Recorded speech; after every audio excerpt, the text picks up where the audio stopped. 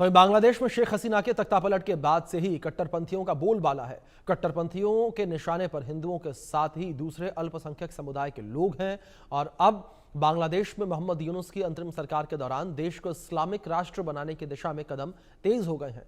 सबसे बड़ी Islamic party Jamaat Islami अब देश में शरिया कानून लागू करने की कोशिश में लगी हुई है। एक रिपोर्ट के मुताबिक पाकिस्तान की खुफिया एजेंसी ISI के समर्थित ये संगठन हिंदुओं और अन्य धार्मिक अल्पसंख्यकों पर जजिया कर लगाने की शुरुआत कर चुके हैं और यहां पर माना जा रहा है कि खास बात यह कि यूनुस सरकार इस पूरे मामले पर चुप है। रिपोर्ट के मुताबिक 1 अगस्त 2025 से जमात इस्लामी ने हिंदुओं और गैर मुसलमानों से जजिया वसूलना शुरू कर दिया है। इससे पहले 25 जुलाई को जमात प्रमुख डॉक्टर शफीकुर रहमान ने सार्वजनिक रूप से घोषणा की थी कि गैर मुसलमानों को यह कर देना होगा। इस बीच एक और बड़ी खबर निकलकर सामने आई है, रुक करेंगे उसका। यूनुस के राज में इस्लामिक राष्ट्र बनने की ओर बांग्लादेश बढ़ता नजर आ रहा है। ये बड़ी खबर निकलकर सामने आई है। मोहम्मद यूनुस के राज में इस्लामिक राष्ट्र बनने की ओर बांग्लादेश बढ़ता नजर आया। जमात इस्लामी शरिया कानून लागू करने की ओर ये कोशिश है। ISI से समर्थित संगठन ने जजिया कर लगाना शुरू कर दिया है। हिंदुओं और अन्य अल्पसंख्यकों पर जजिया कर लगाना शुरू कर दिया गया है। रिपोर्ट के अनुसार 1 अगस्त 2025 से जजिया कर की वसूली जो है वो शुरू कर दी गई है। तो ये बड़ी खबर है जो निकलकर सामने आ रही है। 1 अगस्त 2025 से जजिया कर की वसूली शुरू कर दी गई है।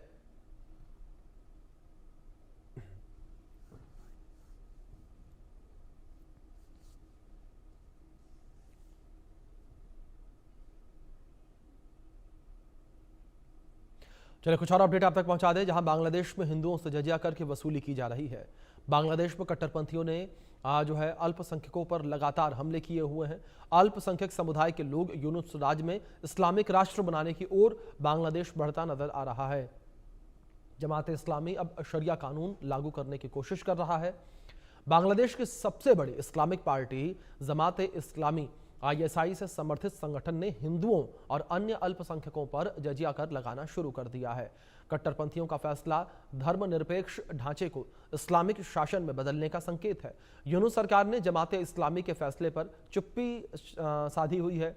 रिपोर्ट के अनुसार 1 अगस्त 2025 से शुरू हुई जजिया कर की वसूली जमात इस्लामी ने हिंदुओं और गैर मुसलमानों से जजिया कर वसूलना शुरू कर दिया है।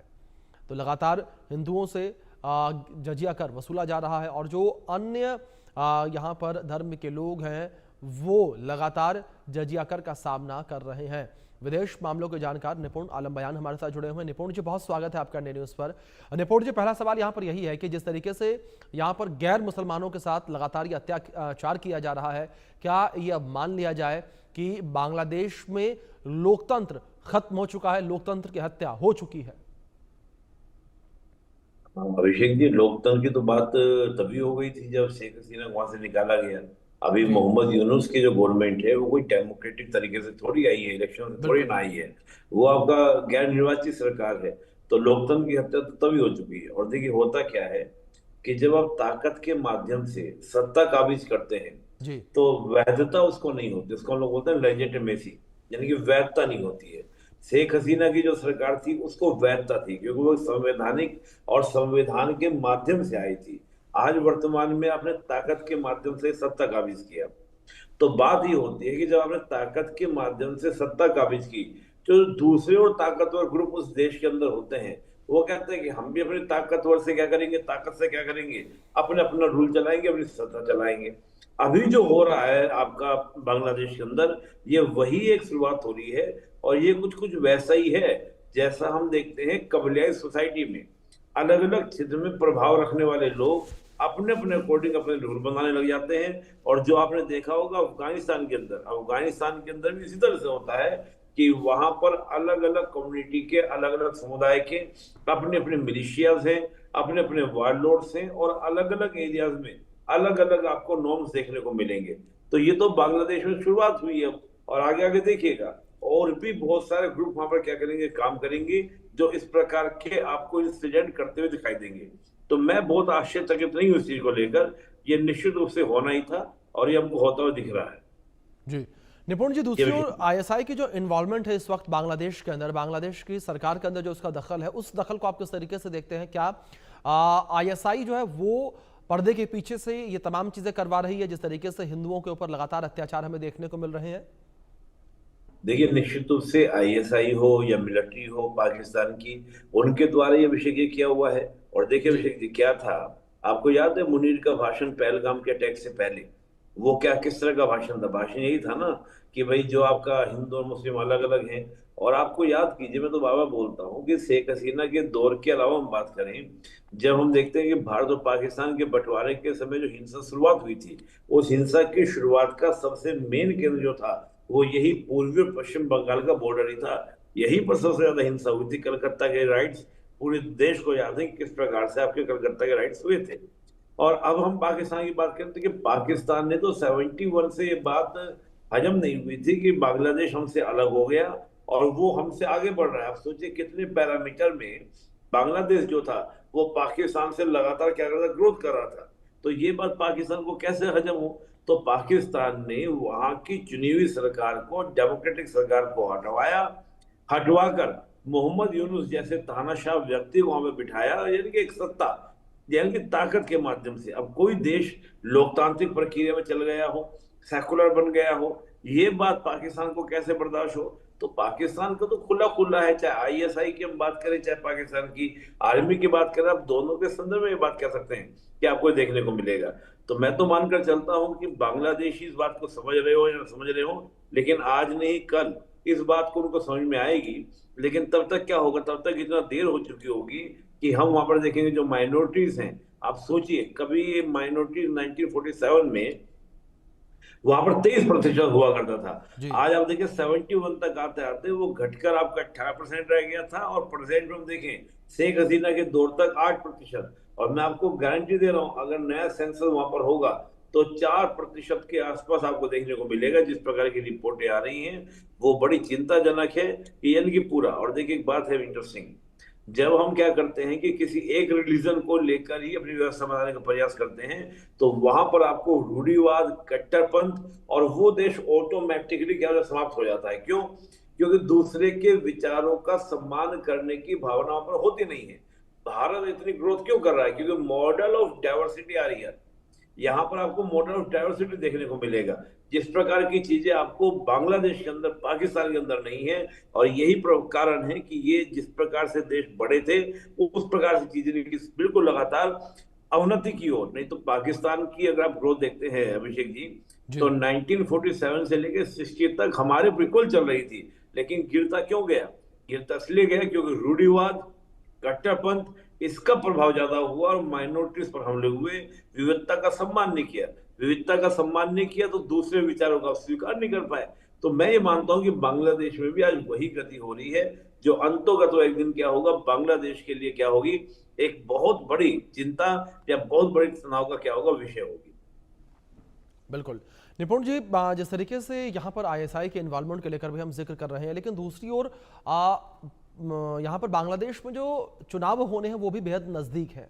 क्या निपुण जी ये माना जाए कि चुनाव जब नज़दीक आएंगे तो चीज़ें थोड़ी ठीक होती नजर आएंगी, या ये चीज़ें ऐसे ही अब बांग्लादेश में बरकरार रहने वाली हैं? क्योंकि मोहम्मद यूनुस तो जाहिर तौर पर अब कुर्सी के प्रेम में है, सत्ता के मोह में है। देखिए अभिषेक जी, मैं बहुत निश्चित रूप से मैं कह सकता हूँ आपको कि ये चीज परिवर्तन तभी आ सकती थी जब वहां पर आप देखेंगे, जब आपके सेकुलर पावर्स वहां पे ताकतवर जी। होती। लेकिन वहां तो रेडिकल्स पावर मजबूत हो रही है। और जिस देश में आपकी रेडिकल्स पावर, यानी कि जो आपकी इस प्रकार की कट्टरपंथी ताकतें मजबूत हो रही हूँ, आप देखिए जिस प्रकार की इमेज आप दिखा रहे हैं, ये सच्चाई है बांग्लादेश की। और जहां पर आपका देखिए अवामी लीग जैसी जो सेकुलर पार्टी थी, उसको तो आपने अधिकार नहीं दिया, उसको तो आपने राइट नहीं दिया। वो तो चुनाव लड़ भी नहीं पाएगी। जब वो चुनाव लड़ नहीं पाएगी तो कैसे आप कह सकते हैं कि सेकुलर पावर्स या वहां पर ये चीजें समाप्त होंगी? मुझे तो लगता है कि चुनाव के बाद तो और ज्यादा लिजिटिमेसी आ जाएगी। अभी तो मैं कह रहा हूँ कि आपने सत्ता काबिज की शक्ति के माध्यम से, लेकिन अभी इसको लेजिटिमेसी नहीं है। लेकिन जैसे ही चुनाव हो जाएंगे, और चुनाव होने के बाद चाहे जमात पावर में आए, चाहे बीएनपी पावर में आए, जो नई नवेली पार्टी वो पावर में आए, या तीनों का मिला जुला पावर में आए, तो वो वहां भी संघर्ष रहेगा। उस प्रकार का कट्टरपंथ का जो प्रभाव है वो और ज्यादा बांग्लादेश में बढ़ने वाला है, वो कम होने वाला नहीं है। तो मैं मान के चल रहा हूँ कि बांग्लादेश की स्थिति बहुत अच्छी होने वाली नहीं है, बल्कि इस प्रकार की घटनाएं हमें और ज्यादा देखने को मिलेगी और विस्तृत रूप से हमको देखने को मिलेगी। जी बिल्कुल। बिल्कुल निपुण जी, बहुत शुक्रिया आपका जुड़ने के लिए और अपना कीमती वक्त इंडिया न्यूज़ को देने के लिए। तो लगातार जिस तरीके से बांग्लादेश में हिंदुओं के ऊपर, अल्पसंख्यकों के ऊपर अत्याचार किए जा रहे हैं, इस अत्याचार को लगातार लेकर यह भी कहा जा रहा है कि पाकिस्तान और आईएसआई के इन्वॉल्वमेंट इस वक्त बांग्लादेश की अंतरिम सरकार में देखने को मिल रही है और उनसे ही इंस्पायर होकर बांग्लादेश की सरकार जो है हिंदुओं पर लगातार अत्याचार कर रही है।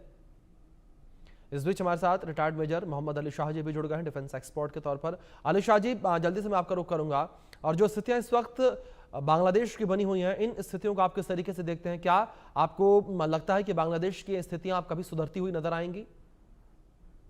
जी अभिषेक भाई, बड़ा अच्छा सवाल है आपका। देखिए, जिस तरीके से बांग्लादेश में हालात बिगड़े हैं, जी ये देखिए 2013 में ही, बल्कि 2012-13 के आसपास शेख हसीना ने जजिया टैक्स जो इनके पास था, जो कि हिंदुओं पे था, जी वो खारिज कर दिया था। इन्होंने अगस्त 2024 में दोबारा वो शुरू कर दिया। पिछले साल कुछ महीने पहले, मतलब तकरीबन एक साल होने को आया है। अब ये देखिए किस तरीके से बांग्लादेश में माइनॉरिटीज के खिलाफ, और फिर ये बोलते हैं कि नहीं, कोई जुल्म नहीं हो रहा।